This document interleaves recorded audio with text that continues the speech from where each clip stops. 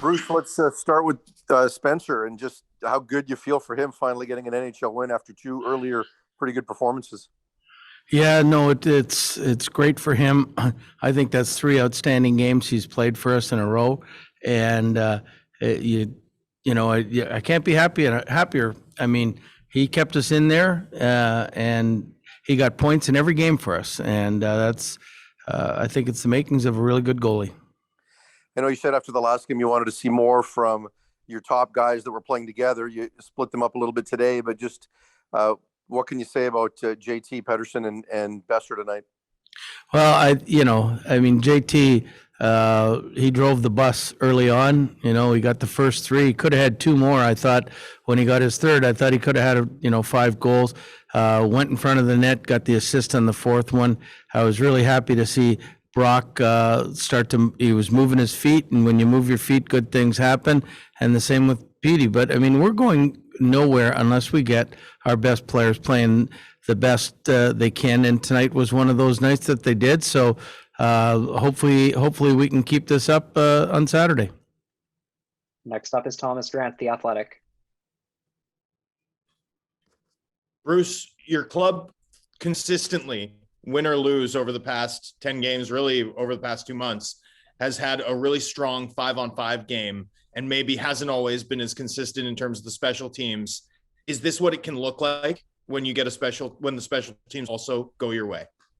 I think so. I think we've, touch wood, been very good 5-on-5, and but the special teams are usually the difference in a game, usually in a 3-2 league type thing. So I mean, today we get 2 goals and we don't allow none, and it's a big, it makes us score 5 goals for the first time since I've been here. So it's if we can keep that formula up, I think we'll be successful more often than not.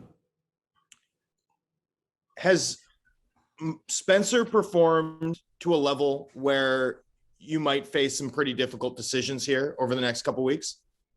I mean, I really don't think so. I mean, the great decisions are, we know we've got another goalie in the system we can call up and have confidence in anytime. He's played great, and but we also got Demko and Halak have proven that they're great goaltenders. So I mean, it's not going to be a difficult decision. It's going to be a decision that when it does happen and we do have the 2 healthy goalies, we will know that we have a third just waiting to get itching to get to the NHL, and he's been consistent for 3 games. I'm sure he would be consistent if we had to play him a 4th. Next is Ian McIntyre, Sportsnet. Hi, Bruce. Coaches are pretty good at having a feel for their teams before games. Have you sensed that there's a bit of a lift in the group now that you're getting guys back? Miller last game, Garland this game, you have Halak, although he didn't play. Did you feel like the group is a little energized by this?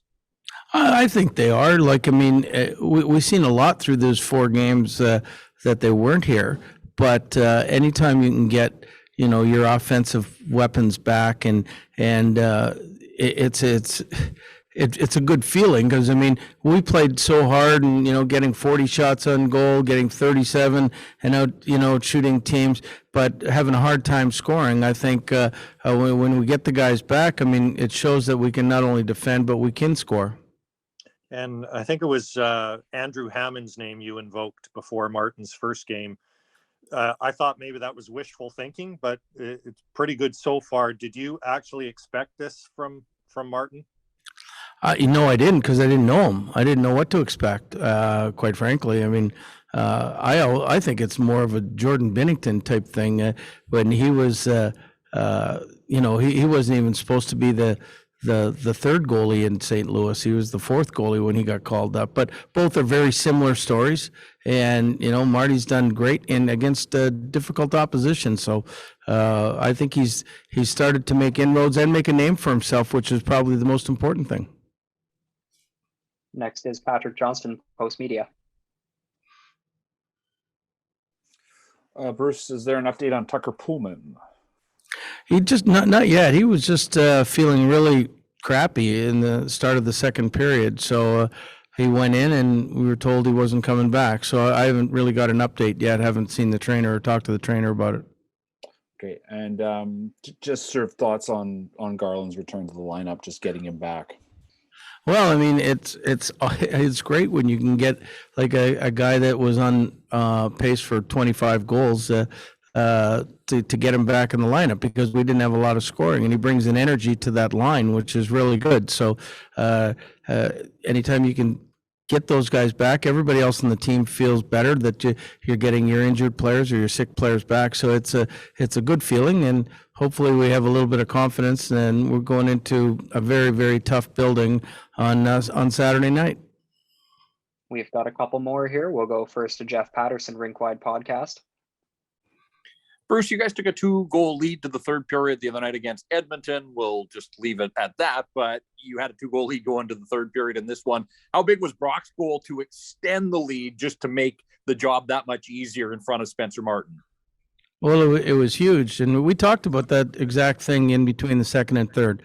That, I mean, twice now in the last 3 games, we've had leads going into the third, and we couldn't close the deal. But really good teams learn how to close the deal when they've got a lead going into the third period. And I didn't think we gave them too much. We played the right way, but getting that 4th goal made it an awful lot easier. And you've spent a lot of time on the road. You've talked about that. Circumstances have dictated that. And yet through all of this, you have been able to produce results. I know you lost the 3 in regulation to the 3 top teams in the National Hockey League, but how good do you feel about your team's game away from home, and what can win like this do in terms of setting the tone for what's to come on this trip? Well, I mean, I always find that winning the first game of an extended road trip is really important. So, I mean, it's I hope it gives us confidence, and we build on it going into the next game. So, and if that happens, then, you know, it's like a snowball going downhill. It gets bigger and bigger. But they've been consistent on the road, even the games we lost. Other than maybe the Carolina game, I thought, you know, we were very good in Tampa and very good in Florida. So they've played really well on the road, and it doesn't seem to bother them.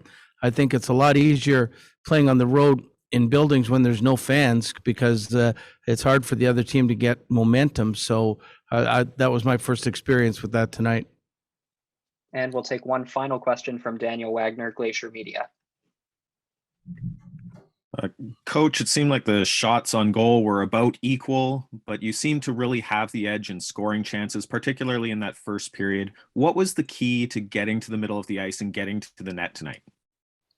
I don't know if there was a key. I mean, we always want to get to the middle of the ice, and we showed video this morning on going to the net isn't just the important thing. Going to the net in layers with your stick on the ice, and the defense were shooting for sticks today. And I think for the first time in a long time, the defense got 5 points, and I think that's a big part of it. So it's if we can consistently get those the guys going to the net like a Pavelski, you know, showing his stick, and the D can hit it, we'll be successful scoring goals more often.